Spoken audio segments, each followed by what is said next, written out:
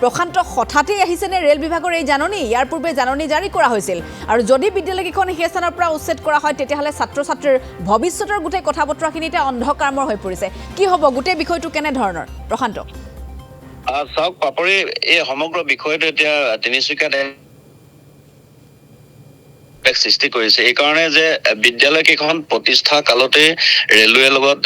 শিক্ষা বিভাগৰ এটা লিজ চুক্তি হৈছিল আৰু সেই লিজৰ অনুসৰি তেওঁলোকক কিছু ধনৰ বিনিময়ত যেহেতু এই লিজ হৈছিল কিন্তু প্ৰতিষ্ঠা কালৰ পৰা আজি তাৰিখলৈকে যিখিনি তেওঁলোকক সামান্য অৰ্থ দিব লাগে লিজৰ হিচাপ অনুসৰি সেই টকাটো পৰিশোধ নকৰাৰ বাবে যোৱা 21 তাৰিখে প্ৰথমবাৰৰ বাবে এই তিনিওখন বিদ্যালয়ৰ বাবে ইতিমধ্যে উচ্ছেদৰ জাননী ৰেলৱে বিভাগে জাৰি কৰিছে আৰু তাৰে পিছত এতিয়া তাত যিখিনি তিনিওখন বিদ্যালয়তে যিসকল ছাত্ৰ ছাত্ৰী অধ্যয়ন কৰি আছে সেইসকল ছাত্ৰ ছাত্ৰীৰ জীৱনক লৈ ঘূৰ অমামিখা নামি আহিছে লগতে অভিভাৱকসকল চিন্তিত হৈ পৰিছে আৰু এই সমগ্ৰ বিষয়টোক লৈ ইতিমধ্যে পানীতোলা আঞ্চলিক ছাত্ৰ সন্থাই তিনিচুকীয়া জিলা আয়ুক্তক ইতিমধ্যে স্মাৰকপত্ৰ প্ৰেৰণ কৰিছে আৰু এই সমগ্ৰ বিষয়টো মীমাংসা কৰিবৰ কাৰণে তিনিচুকীয়া জিলা প্ৰশাসনক শিক্ষা বিভাগক ইতিমধ্যে আছুৰ তৰফৰ আহ্বান জনোৱা হৈছে আৰু সমগ্ৰ বিষয়টো এতিয়া তিনিচুকীয়া জিলা প্ৰশাসনৰ শিক্ষা বিভাগে কেনেদৰে মীমাংসা কৰে তাৰ ওপৰত সকলোৰে দৃষ্টি আছে সকলোৱে ইয়াৰ দৃষ্টি নিক্ষেপ কৰি আছে আৰু সকলোৱে আশা প্ৰকাশ কৰিছে যে এই যিটো হয়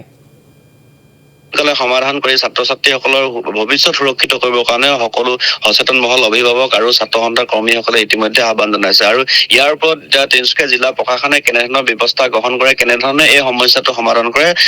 সেয়া লক্ষণীয় হ'ব পাপৰি স্বাভাৱিকতে 15 দিনৰ যেহেতুকৈ সময়সীমা বান্ধি দিছে গতিকে গোটেই বিষয়টো কেনেধৰণে চৰকাৰী পক্ষই লৈ যায় সেয়া লক্ষণীয় হ'ব সকলোৰে দৃষ্টি নিবদ্ধ হৈ আছে প্ৰশান্ত আপুনিও খবৰ ৰাখক পৰৱৰ্তী সময়ত আপোনাৰ জৰিয়তে সবিশেষ তথ্য আমি জনাবলৈ চেষ্টা কৰিম কিন্তু যিখন জাননী ইতিমধ্যে প্ৰকাশ পাইছে সেই জাননীৰ পাছতে হাহাকাৰ লাগিছে এটা বিদ্যালয় কৰ্তৃপক্ষ বিদ্যালয় ছাত্ৰ ছাত্ৰী বিদ্যালয়ৰ অভিভাৱকসকলৰ মাজত যোৱা 21 মে 2025 তাৰিখৰ দিনাখন আমি ৰেলৱে বিভাগৰ পৰা এখন জাননী পাওঁ সেই জাননীখনত উল্লেখ আছে যে আপোনালোকে অহা 15 দিনৰ ভিতৰত আজি জাননীখন পোৱাৰ 15 দিনৰ পিছত 15 দিনৰ ভিতৰত আপোনালোকৰ বিদ্যালয়ে যিটো মানে অঞ্চলত আছে যিডোখৰ মাটিত আছে সেই মাটিৰ পৰা আপোনালোকে উচ্ছেদ কৰিব লাগে এতিয়া 1968 চনতে স্থাপিত হোৱা এই বিদ্যালয়খন আজি ইমান দিনে এনেদৰে চলি আছিল আৰু আজিলৈকে আমি মাজে মাজে ৰেলৱে বিভাগৰ পৰা তেনেকুৱা লিজৰ পইচা বিচাৰি তেওঁলোকে আমালৈ আবেদন নটিচ পঠাইছিল কিন্তু যিটো লিজৰ এমাউণ্ট তেওঁলোকে বিচাৰে সেই লিজৰ এমাউণ্টটো আমি আচলতে দিবলৈ অপাৰক কাৰণ এইখন এখন চৰকাৰী বিদ্যালয় যদিও আমাৰ বিদ্যালয়ৰ ছাত্ৰ ছাত্ৰীৰ সংখ্যা 580 জন বৰ্তমান গতিকে আমি যিহেতু এখন চৰকাৰী বিদ্যালয় শিক্ষা বিভাগৰ যিটো ৰাইট টু এডুকেশ্যন মতে আমি ছাত্ৰ ছাত্ৰীসকলক সম্পূৰ্ণ ফ্ৰী এডুকেশ্যন দিব লাগে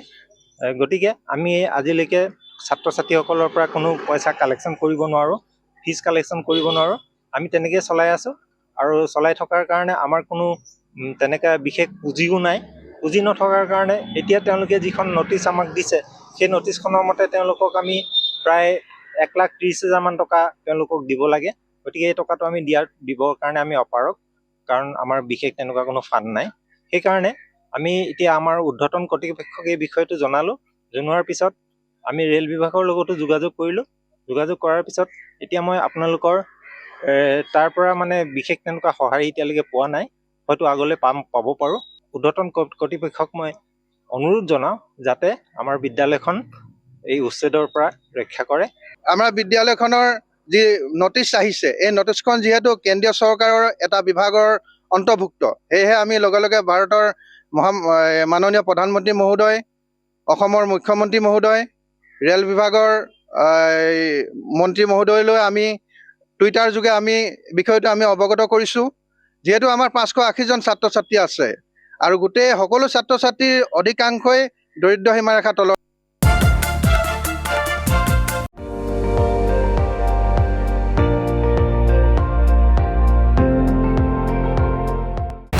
আপুনি চাই আছে ND24 সৰ্বশ্ৰেষ্ঠ নহয় সৰ্বোত্তমৰ দৌৰ